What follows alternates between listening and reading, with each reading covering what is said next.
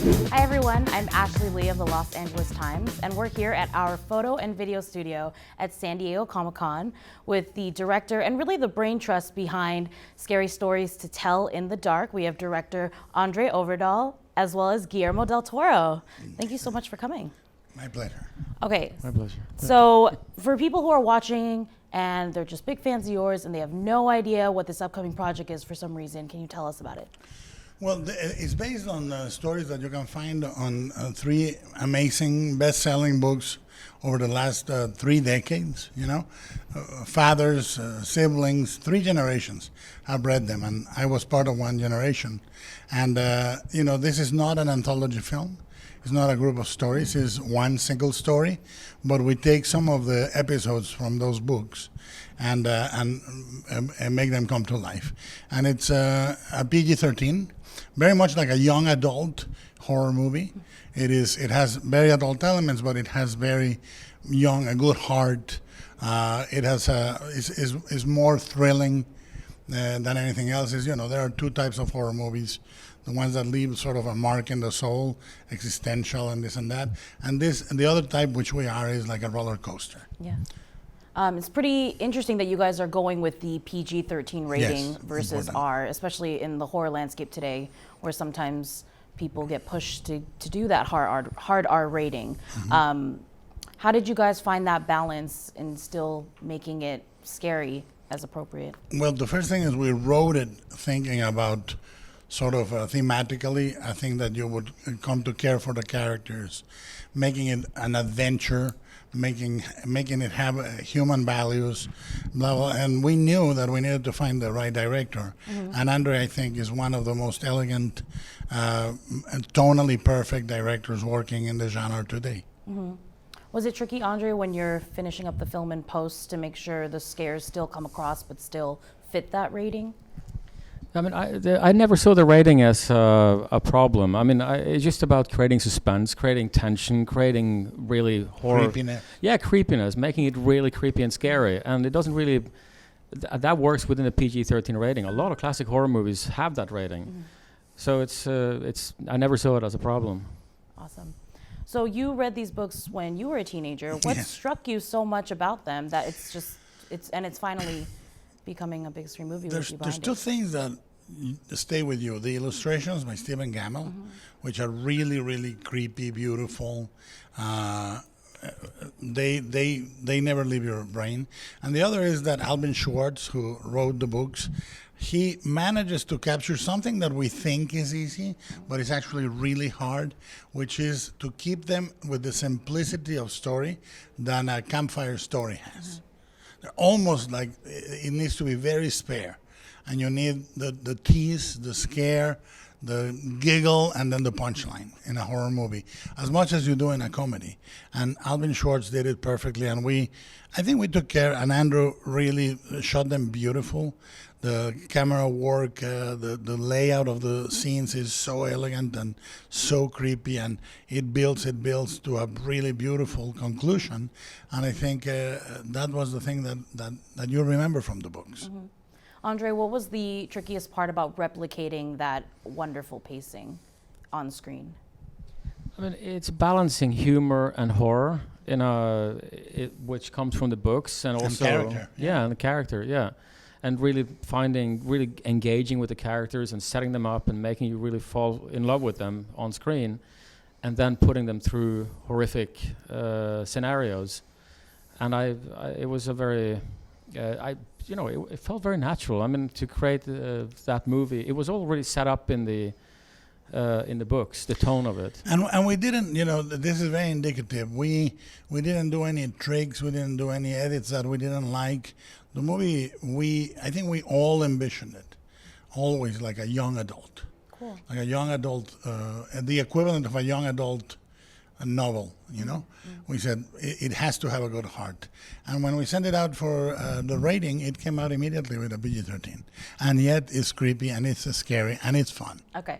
Sounds good. So, like you said, it's not an anthology series. No. You really honed down on one story and really explored it thoroughly. However, there are many stories in this series. Yeah. Does that mean that the two of you are open to potential sequels? Well, yeah, yes, but what we did, there are dozens and dozens and dozens of stories in the 3 books, and what we did is we did sort of an American Idol between all of us. We would vote for the 10 best, the 15 best, and dwindle it down until we found the 4 or 5 that are the most memorable, and we said let's take this and put them on the movie. There are many left untold that other people, as they hear about the movie, they say, do you have this one, that one? And I realized there's, that potential. But what we wanted was to find a perfect way to give you heroes and characters that you can follow, and that is by using a device of a book that actually writes itself, which is a device I've used in Pan's Labyrinth before, but I thought this could be put to very good use here. What about you, Andre, on the potential multiverse life of these stories? Do you think it could happen and should happen? I mean, it always depends if the film is successful enough. Yeah. There is always the potential of making more movies out of it. It's, as you say, there are so many stories, and there are so many ones that we love and couldn't put in a movie. And through the writing process of the script, we also took a couple out and a couple in, and there's a lot of fun stuff there. Guillermo, I want to talk to you about your, everybody knows that you have a huge collection of movie memorabilia, and you're always adding to it, and it's really become a trademark of yours as much as your movies. So when you're out in the world and you see something, what makes it a must-have item for you? Now that I'm as expansive as my houses. I mean, I started with one house, now I'm on a 3rd house full of collections. So it has to be something that inspires me, like a statue that has a shape or a color. It's mostly paintings. It's mostly paintings, comic book original art, statuary. Like for example, there's a little toy that I bought in Japan.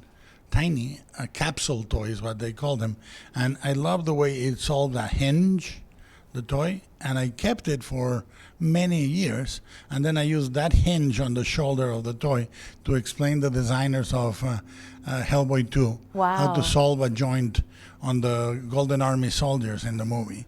So you never know. It's like things that look, and I go, this shape of the head or this distance in the eyes of this sculpture is something nice, and I put it there. Amazing. Andre, did you find any inspiration from Guillermo's personal collection in any of the houses? I haven't been there yet. No, I keep him away. Because I clean. That's true. I do the cleaning, I do the dusting. I invite very few people in. Okay. If the movie's super successful, I'll invite him. Okay. Maybe. That will be my reward. Have an hour. Andre, is this your first time at Comic-Con? Yeah. I mean, and how's your experience been so far? Oh, it's been amazing. I was walking around down there, and it's like, wow, I can't believe this space. It's so much stuff. I could spend days there. Yeah. You could.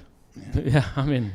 Yeah. You've been here many times, Guillermo. What do you love about these people and this collection and this entire event? I think look, the thing that is very moving when you encounter it, there is, of course, I agree, a large part that is corporate now. Yeah. But there is still a part that is not. And that part is as genuine now as it was 30 years ago. And I find it very moving when you see fan art, objects made by people that love mythology, a story, the costumes is what I still get a big thrill about it. Yeah. I was looking at less costumes on the street today, and when you see one, I get very happy, because I find it great that you can do that. I can't, because it would require enormous amounts of fabric, but I would like to one day costume that something. Yeah. If you could, any cosplay, what would you pick? Well, it would be very unflattering. Just Spandex and myself, we have a rivalry. We don't get along. So let's leave it at that. Okay. I cannot pull off a spandex costume. How about over the years, has there been a standout costume that has stuck with you? There's many. What is very beautiful is when it happens that you see somebody with a character you made. Yeah. And I tweeted yesterday or the day before a costume of the Angel of Death of Hellboy 2 that I was very impressed by. Amazing. Maybe in a few years we'll see the Scary Stories costume. I will. Walk around the Yes. halls. See, there's a character in that I could come as. But you Okay. gotta see the movie. Okay. Yeah. We can get it ready. Actually, I can pull it off. Okay.